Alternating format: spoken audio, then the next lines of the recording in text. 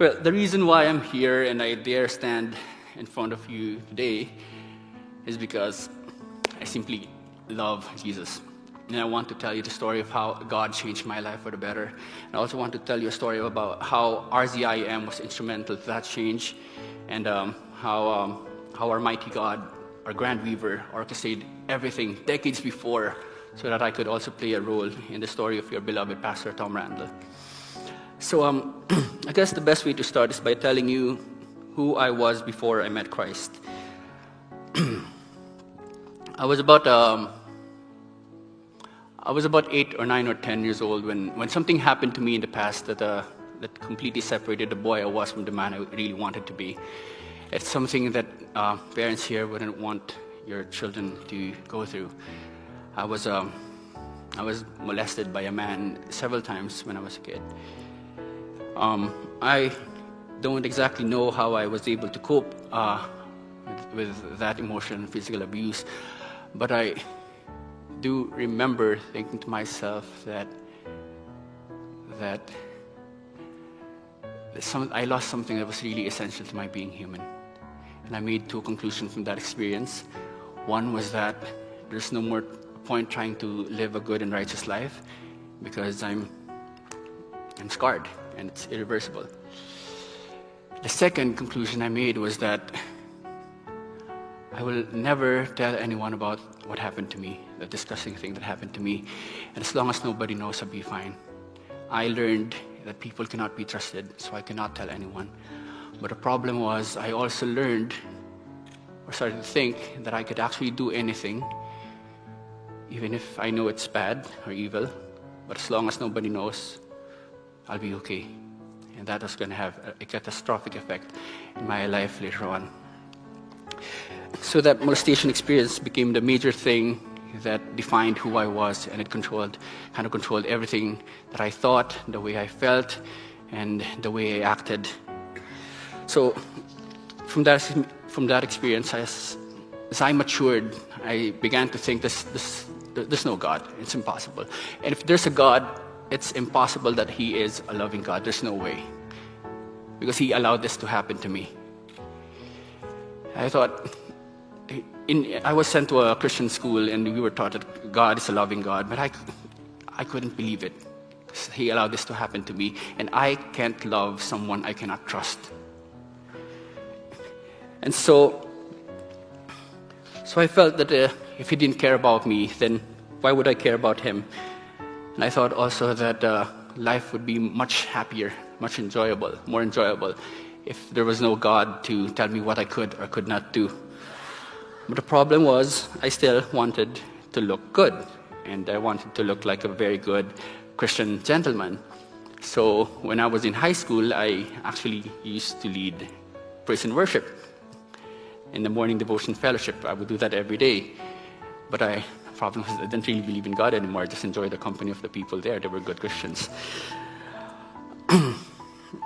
So I was very polite, always gentle, always respectful. I made sure that I did my homework all the time so I could be an honor student. When I got to college, I played in the basketball varsity team, and I became a ramp model. I was doing international modeling in Singapore, and Korea, and Japan. And in 2005, I was finally able to follow the footsteps of my dad, who was a doctor. I got my medical degree. And then I became the president of the Interns Association in one of the most prestigious hospitals in the Philippines. But after that, I was about 2005. So I pursued my training in anti-aging medicine in Paris because I wanted to be the first in the Philippines. At that time, there were no anti-aging specialists in the Philippines. But before I could take the boards, I got sidetracked with a faster way to fame and fortune, and that was show business, the entertainment industry. So it's getting offers to be an actor, and so finally I thought, this is easier. I'd be more famous, easier money. So I accepted, and I became a TV star. And at that time, I was only 25, and life was very good. Money was very easy. I was getting more popular. I was really enjoying my life, but the problem was every time I'm alone, I still felt this emptiness inside me. There's still something wrong. And so what I did was I filled my life with more frenetic activity. I did a lot of things, awful things. I was driving a Porsche. I was living in a Porsche condo. I was dating and sleeping with models and celebrities. But still something was wrong until I got into drugs, drug ecstasy. And that's the drug that really got me because it really lives up to its name.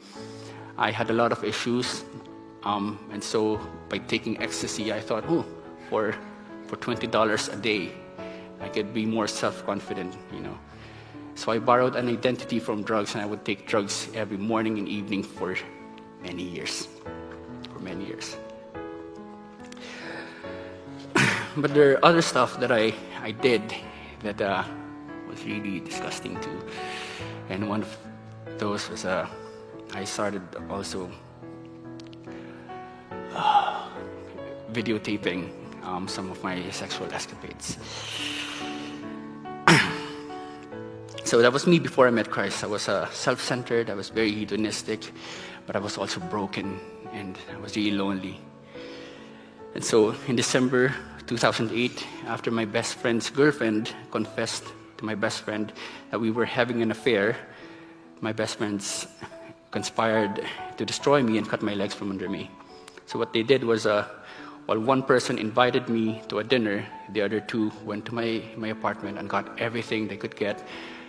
Computers, laptops, cameras, memory cards, whatever they could get to find some evidence so that they could release this to the public and show also my girlfriend. They just really wanted to destroy me and teach me a lesson. They didn't know what they were going to find, but I knew. And I also knew that if this ever comes out, that's going to be the end of me. So I was so completely terrified. So what I did was I write my own prescription.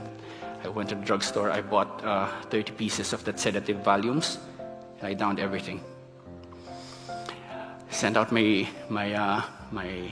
goodbye messages, and then I waited for me to die.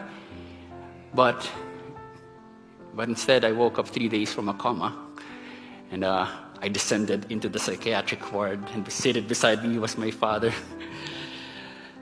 And I found myself trapped in the psychiatric ward, in the same hospital where I was just 2 years before the president of the intern. So everyone there knew me. So it made the whole ordeal more humiliating. But so after several weeks of detoxification, I was finally allowed to go home. That was Christmas time in 2009. So they allowed me to spend Christmas with my family, and every day at that time was really a struggle because my body was really still looking for the drugs. So I fought really hard until in May 2009, a stranger called me asking for $100,000 for me to pay. Otherwise, they will release the videos. So for me, of course, there was no way to find out if there were no other copies. So I didn't acquiesce to their demands. So on my own birthday, May 20, 2009, they released the videos. Every week they would release one video. So the videos immediately went viral, of course, as expected, and everyone was really feasting on it. It started appearing online and then in street DVDs. It became the banner headline in all the major newspapers. CNN ranked it the #1 celebrity scandal in Asia. This morning I was just looking at it. I was trying to recall the feelings that I had. I was looking at all the headlines, all the things that they said about me. I was the most hated man in the Philippines at that time. I was banned from going to several provinces.